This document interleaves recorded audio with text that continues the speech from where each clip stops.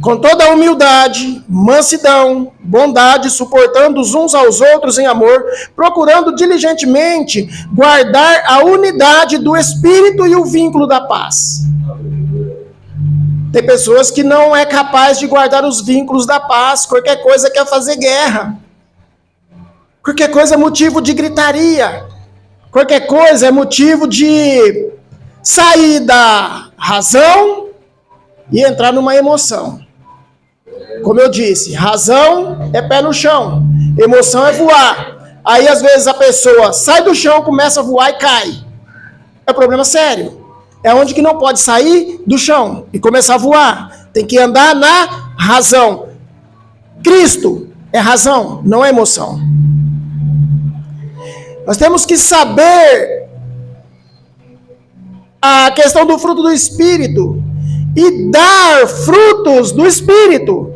Mas o fruto do Espírito é amor, gozo, paz, longanimidade, benignidade, bondade, fidelidade, mansidão, domínio próprio. Contra essas coisas não há lei. Contra essas coisas não há julgamento. Não existe julgamento se você está dando o fruto do Espírito. Quando você está dando o fruto do Espírito, jamais você vai sair do chão e voar. E isso é cônjuge, filhos, relacionamentos, por onde quer que passe. Portanto, os irmãos, seja paciente até a vinda do Senhor. Eis que o lavrador espera o precioso fruto da terra, aguardando-o com paciência até que receba as primeiras e as últimas chuvas. Sede vós também pacientes, fortalecei os vossos corações, porque a vinda do Senhor está próxima.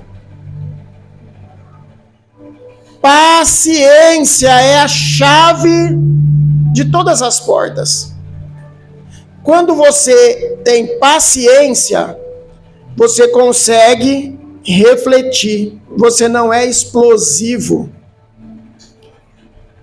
A pessoa pode vir para cima de você explodindo, querendo te arrebentar. Se você tem paciência, você vai refletir. Você vai pensar no que falar. E você vai apaziguar. Você vai jogar água no fogo e não gasolina. E tem muitos relacionamentos que a pessoa não tem paciência.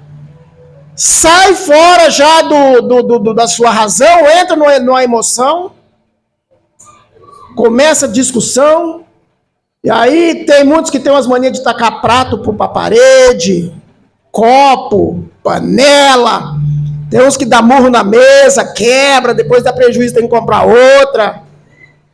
Temos que ter mansidão para raciocinar e fazer as coisas com razão, com o pé no chão. Melhor é o longânimo do que o valente.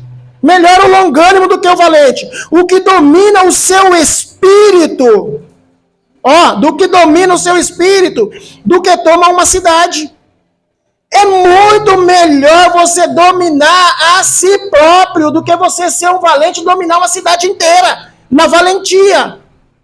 Mas é melhor você ser paciente, ter domínio próprio. Oh, glória. Deus, Jesus.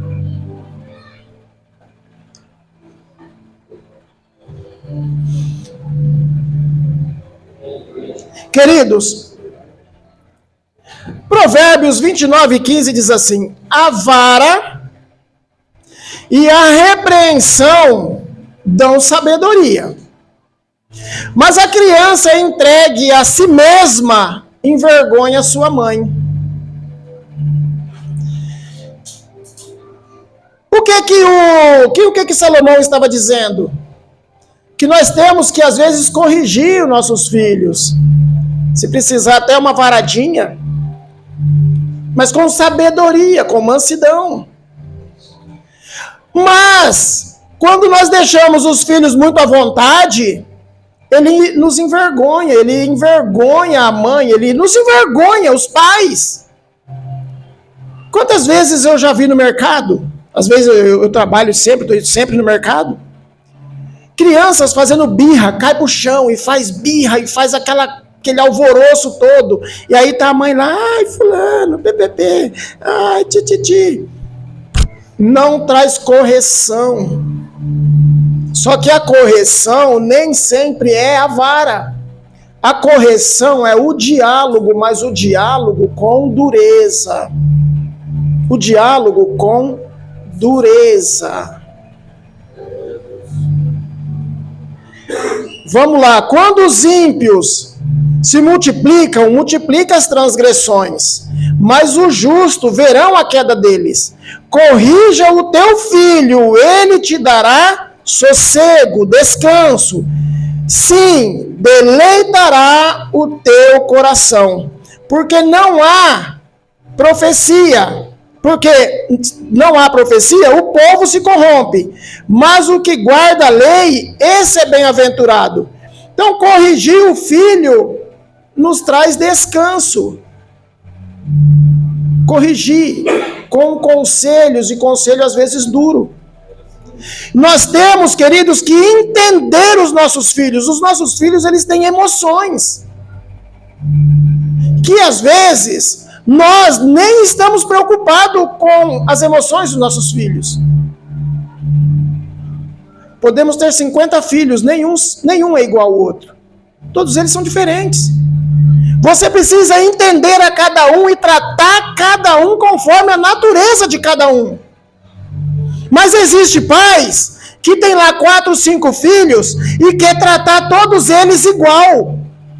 Aí alguns se perdem no meio do caminho. Aí a pessoa vai dizer, nossa, mas eu tive 4 filhos, trabalhei a minha vida inteira, fiz o possível e o impossível para criar essas crianças. Fiz para todos iguais, tratei todos iguais. E olha o que aconteceu com esse. Fez errado. Fez errado, porque todos os filhos tinham uma personalidade. E se você não conseguir entender a personalidade do teu filho, para você ensinar o seu filho diante da personalidade dele, vai chegar uma hora que as coisas vão dar tudo errado, porque você quer... Vou pegar meu pastor ali de exemplo. Você quer pegar o Juninho, e por que você não é igual ao Felipe? Olha o Felipe, o dito que eu fiz com você, eu fiz com o Felipe. Olha o Felipe, olha você. Às vezes não observou personalidade. Que um tinha uma personalidade e tinha que ser tratado de uma maneira. O outro tinha outra personalidade e tinha que ser tratado de outra maneira. E não sabendo disso, queria tratar todos iguais. Aí vai perder a rédea de algum, porque eles não são iguais, eles têm personalidades diferentes. Às vezes, você vai no mercado, vou pegar aqui o Jorge aqui. O Jorge, você tem quantos filhos? 6? 6. Tem quantos pequenininhos? 4. Pequeno? 5, pequeno. Aí, por exemplo, vamos colocar aqui, chega na Páscoa. O Jorge vai lá no mercado e traz 5 ovos de Páscoa igual e dá um para cada um. Às vezes um vai gostar, vai amar. Os outros, não, pai, não era esse que eu queria. Um tá feliz da vida, os outros, pai, não era esse. Eu queria da Frozen, pai, eu queria do Homem-Aranha, pai, o senhor trouxe do Homem de Pedra, todos, pai, eu queria o do fulano, do Super-Homem. Entendeu? Personalidades que nós temos que entender dos nossos filhos.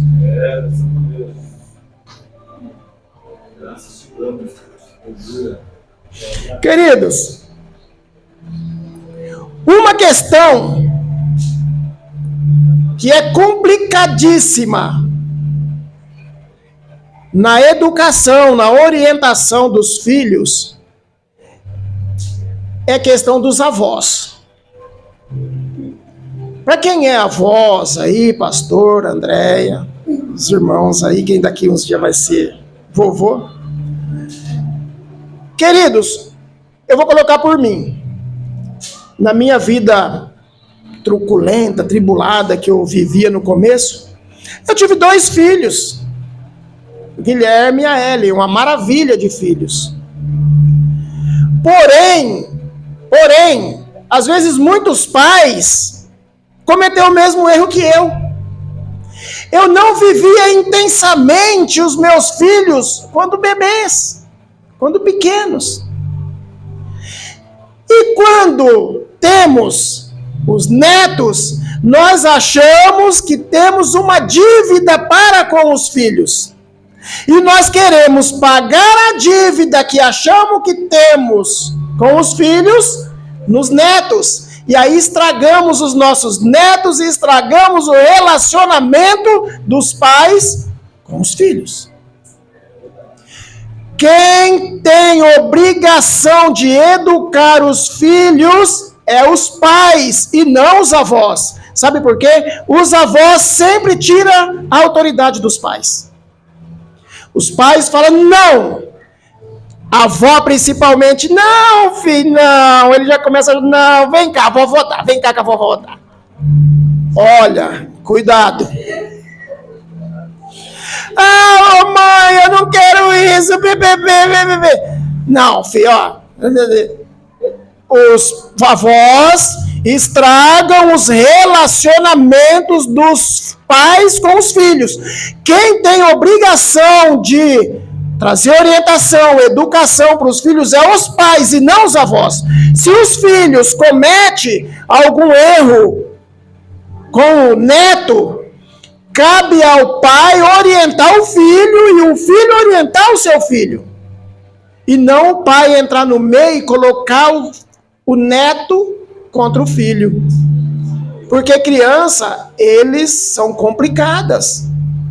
Para favorecer eles pegam o negócio rapidinho. Para tirar depois é complicado. Aí os pais ficam com um BO na mão e não sabem como resolver. Uma outra questão. Às vezes o pai corrige, e a mãe vai lá, não, filho, não, chora não. Ah, ele é chato. Ah, não, ele é não sei o quê. Não, o que acontece? Começa a colocar o filho contra o pai. Ou o pai coloca o filho contra a mãe. Os pais são autoridade sobre os filhos, e quando a mãe faz alguma coisa que acha que ela excedeu, tenha um particular. Tem um particular com a mãe. Olha, você excedeu, você fez isso, eu não achei que foi legal. Precisa mudar. Mas não na frente do filho, não na hora que está acontecendo, deixa acontecer. Ela é autoridade, ele é autoridade. Mas depois, chama no escritório, se você excedeu, não precisava ser assim. Não precisava fazer assim, poderia ter resolvido assim. Olha, você cometeu um equívoco. As coisas não aconteceram do jeito que você interpretou. As coisas foi assim. E ali o que vai acontecer? Vai ter a devida orientação. E vai resolver o problema. Queridos, falando de mansidão, nós temos que aprender com o Senhor, ser manso, humilde de coração. Números 12, versículo 3 diz assim, ora, Moisés era homem muito manso, mais do que todos os homens que havia sobre a terra. Só que Moisés, ele foi transformado em um homem manso. Moisés era bravo. Tanto é que Moisés, a sangue frio, mata o egípcio ainda em terra. Ele oculta o cadáver de tão ruim, ele mata a sangue frio. Ele ouviu lá a discussão, ele foi lá e já meteu o punhal no egípcio, abriu o buraco e enterrou. Sangue frio. Ele era ruim, ele era um homem ruim, terrível. Só que quando ele tem um encontro com Deus, a palavra do Senhor diz que não se encontrava na terra um homem mais manso do que Moisés. Temos que aprender com Deus e ser manso. A palavra do Senhor diz assim, ó: tomai sobre vós o meu jugo e aprendei de mim, que sou manso e humilde de coração, e achareis descansos para vossas almas. Queridos, quando nós aprendemos a ser manso, humilde, nós achamos descanso, nós achamos refrigério, nós andamos tranquilo.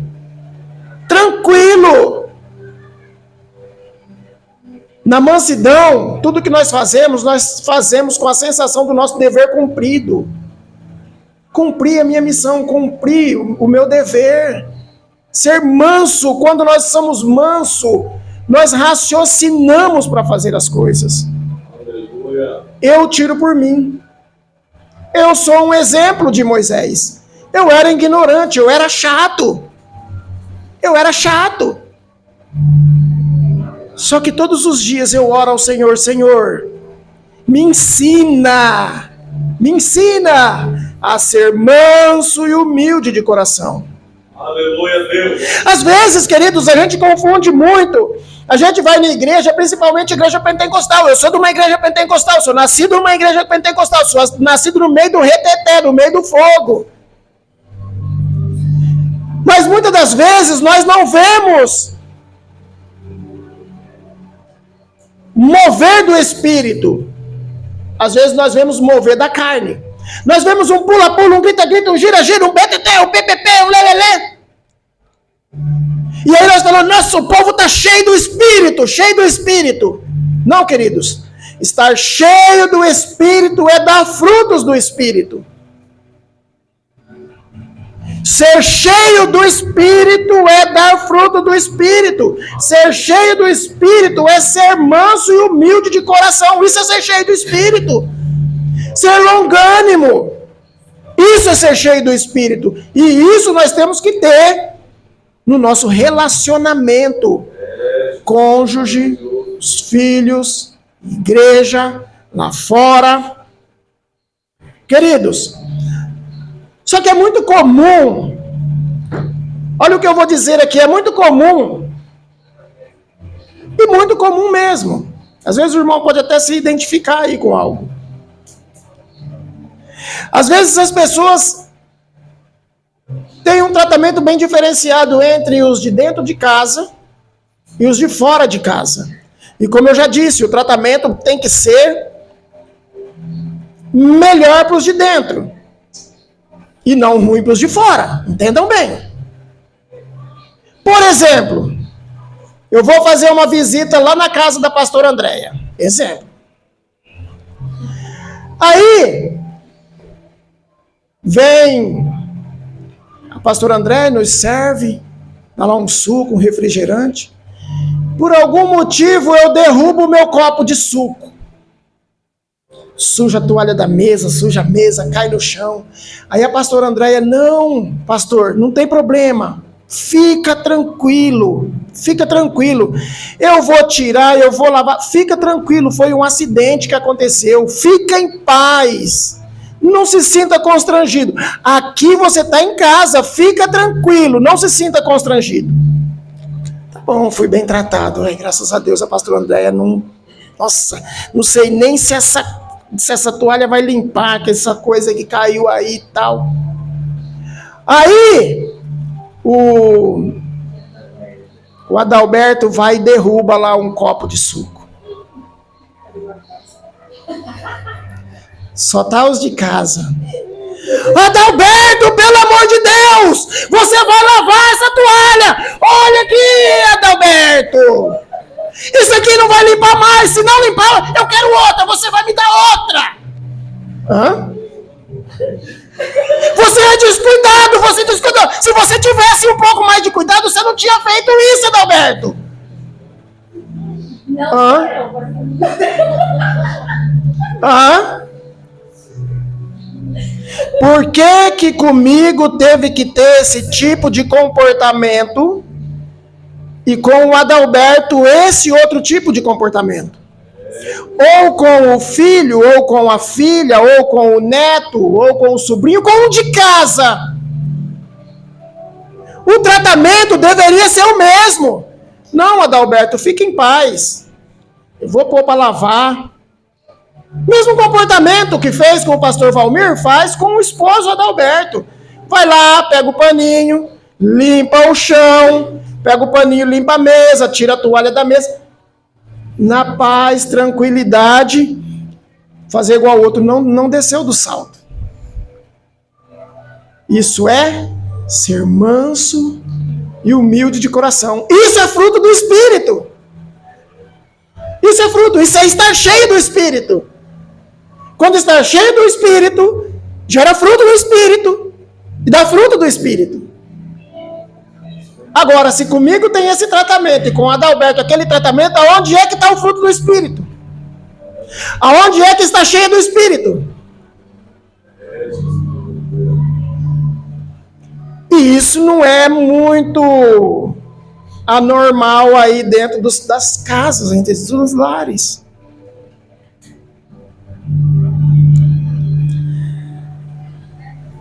Nós temos que aprender a ensinar os nossos filhos. Eu já dei uma pincelada aqui. As emoções determinam a qualidade e o significado da nossa vida. As emoções podem ajudar a definir nossos valores. Tudo em nossa vida acompanha nossas emoções. Aí vou falar de novo aqui sobre o fruto do Espírito. O fruto do Espírito produz amor, alegria, paz, paciência, delicadeza, bondade, fidelidade, humildade, domínio próprio. E contra essas coisas não há lei, contra essas coisas não há acusação. Não dá, não. Se nós agir dentro disso daqui, ninguém vai poder nos acusar de nada. Não vai trazer para nós acusação.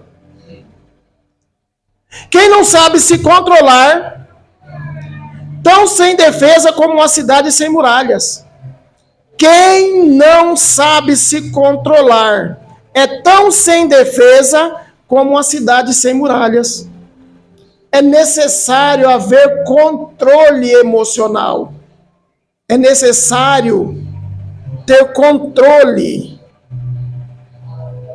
E muitos perdem o controle muito rapidamente. Nós temos que aprender a trabalhar o emocional dos nossos filhos. Para que eles grandinhos, eles têm estrutura psicológica para o mundo. Às vezes nós criamos os nossos filhos e os avós querem botar pitaco nos netos e criar eles dentro de uma redoma.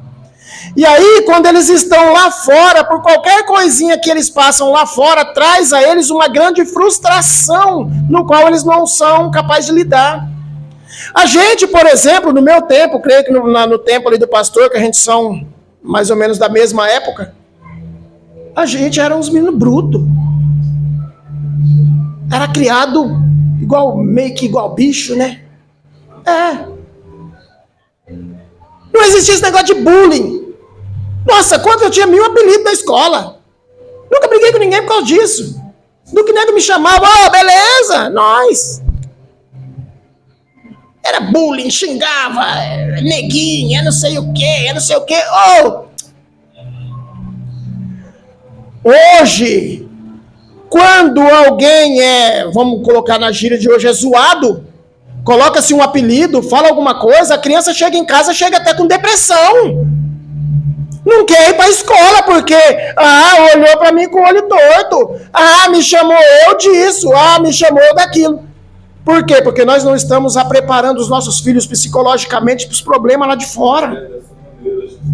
Quando eles sofrem uma frustração lá fora, eles não sabem lidar. Nós temos que preparar os nossos filhos psicologicamente para o mundo e não criar eles dentro de uma bolha. Quando tiver alguma adversidade lá fora, eles vão saber passar por cima.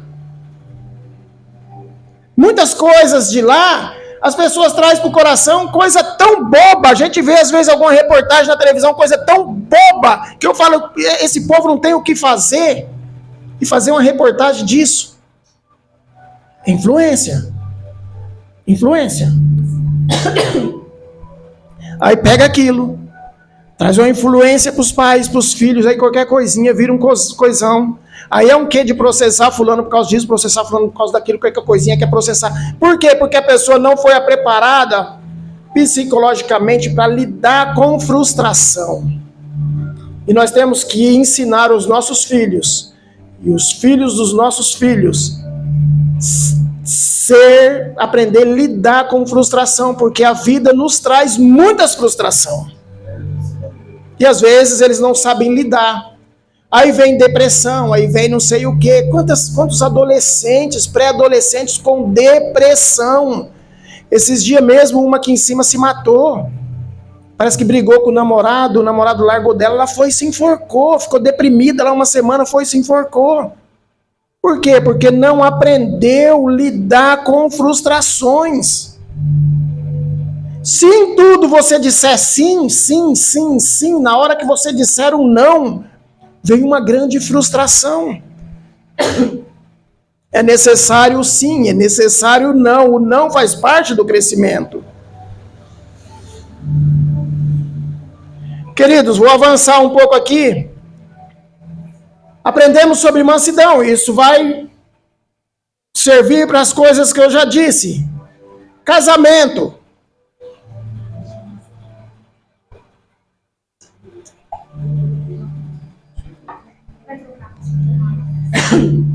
Casamento. Gênesis 2:18 diz assim: então o Senhor Deus declarou: não é bom que o homem esteja só. Farei para ele alguém que o auxilie e lhe corresponda. Queridos, a mulher foi feita com uma excelência tão grande que às vezes ela não tem noção. Mas ela não sobrepuja o homem, porque o homem foi dado por cabeça. A palavra do Senhor diz que assim como Cristo foi dado por cabeça da igreja, o homem foi dado por cabeça da varoa. Então aí, o esposo é cabeça, mas a esposa ela é tão excelente quanto ou até mais do que o homem. Mas cada um tem a sua função. Olha que interessante. A palavra auxiliadora no hebraico não significa ajudante. A mulher não é uma ajudante do homem.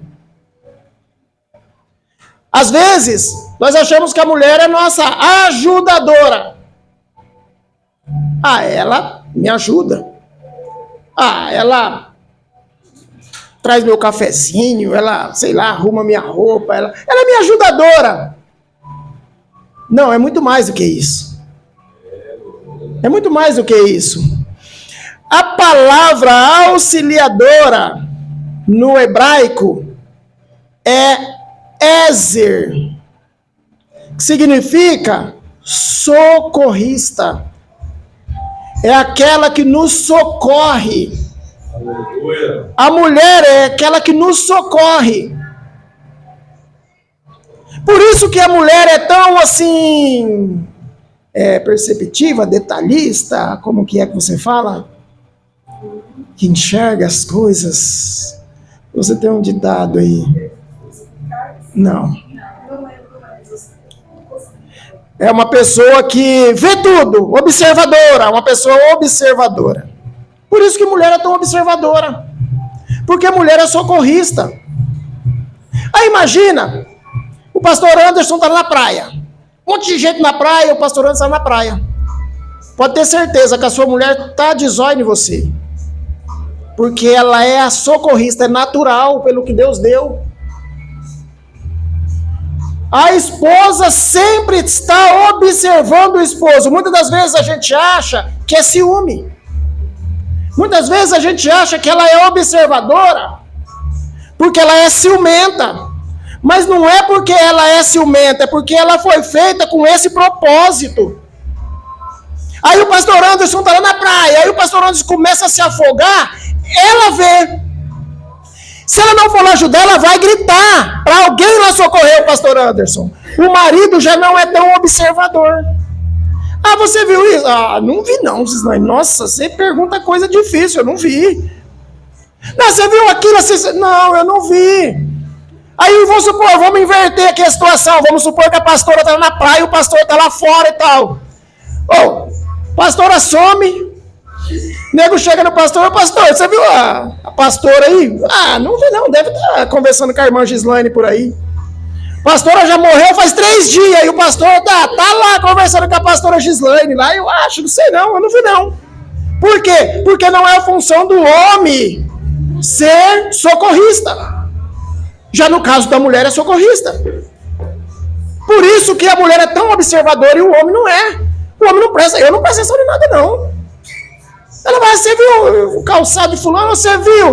Ah, eu não vi nada, Gislaine. Nossa, eu não vi. Não vi. O próprio Senhor, ele traz o mesmo nome como socorrista. O salmista diz assim: eleva os meus olhos para os montes, de onde me virá o meu ézer? Foi isso que ele disse. Na nossa tradução ele diz: eleva meus olhos para os montes, de onde me virá o socorro? Esse socorro é ézer. Eleva meus olhos para os montes, de onde me vem o meu ézer? O meu socorro vem do Senhor que fez os céus e a terra.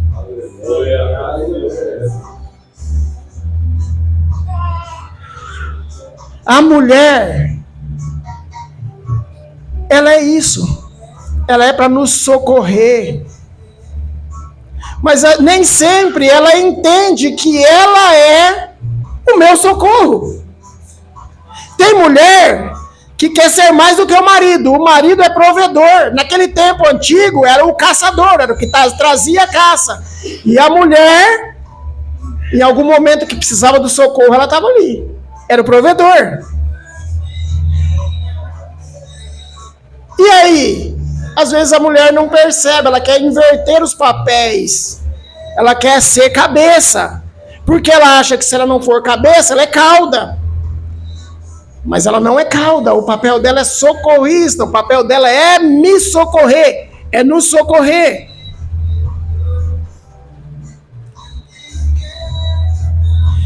Queridos,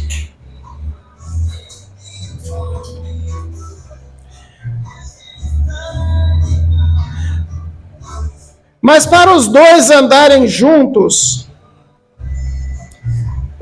depois do casamento, se torna uma só carne, ou seja, um só propósito. Entre o cônjuge tem que haver um só propósito, tem que haver diálogo, senão as coisas tomam direções que não era para tomar.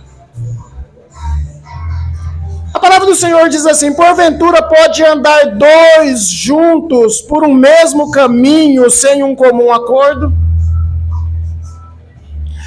Como pode ser um só corpo